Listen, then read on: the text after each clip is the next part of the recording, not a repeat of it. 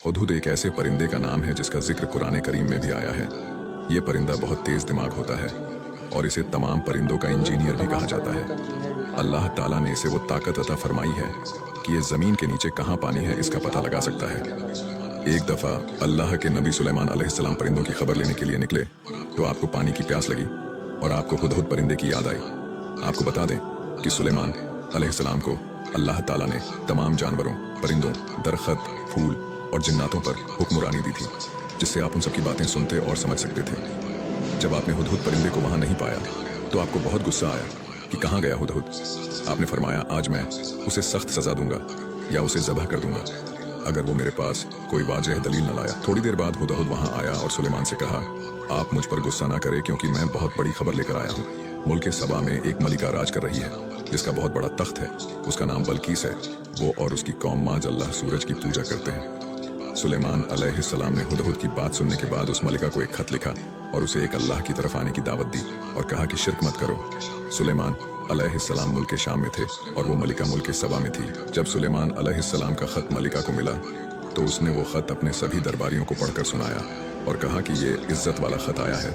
उस मलिका ने आपके नाम की इज्जत की। मलिका ने अपने दरबारियों से पूछा कि अब आप बताइए कि क्या करना चाहिए। दरबारियों ने कहा कि आप जो कहेंगी हम वो करने के लिए तैयार हैं, चाहे जंग हो या समझौता। उस मलिका ने कहा कि जंग में बहुत कुछ बर्बाद हो जाता है, हम उन्हें तोहफा भेजकर मामला रफा दफा कर देते हैं। तो उस रानी ने एक दरबारी के हाथ से आपको सोने की ईंट भिजवाई। जब वो दरबारी सोने की ईंट लेकर सुलेमान अलैहिस्सलाम के पहुंचा तो आपने 1000 सोने की ईंटें जमीन पर बिछवा दी, जिसे देखकर वो दरबारी पानी पानी हो गया और वापस लौट आया। जब उस दरबारी ने ये बात मलिका को बताई तो मलिका ने कहा कि अब मैं खुद उनसे मिलने जाऊंगी। जब आपको पता चला कि मलिका आपसे मिलना चाहती है तो आपने अपनी कौम से फरमाया, वो कौन है जो मलिका का तख्त उठाकर यहाँ ला सकता है। कहा जाता है कि वो तख्त कोई मामूली तख्त नहीं था, वो 7 फ्लोर का था और सोने चांदी से भरा हुआ 80 हाथ लंबा और चौड़ा था। एक जिन ने कहा कि मैं वो तख्त आप तक ले आता हूँ बिना किसी गलती के, सही सलामत जवाल के वक्त तक। बता दें कि ये तख्त इतनी दूरी पर था कि वहाँ आने जाने के लिए 2 महीने का वक्त लगता था, लेकिन उस जिन के लिए जवाल तक वो तख्त ले आना मुमकिन था। आपने फरमाया कि मुझे वो तख्त इससे भी पहले चाहिए। फिर आपकी कौम में से एक उम्मती ने कहा कि मैं आपके पलक झपकने से पहले वो तख्त आप तक ले आऊँगा, मुझे इजाज़त दीजिए। आपने उन्हें इजाज़त दी और वाकई में उन्होंने अल्लाह की अता से वो तख्त पलक झपकते ही आपके पास ले आए। आप अलैहिस्सलाम ने हुक्म दिया कि इस तख्त का नक्शा बदल दिया जाए। देखते हैं मलिका इसे पहचान पाती है या नहीं। आपके हुक्म के मुताबिक उस तख्त का नक्शा बदल दिया गया। जो वो मलिका आपसे मिले आई तो आपने उसे तख्त दिखाया और पूछा, जानती हो ये क्या है?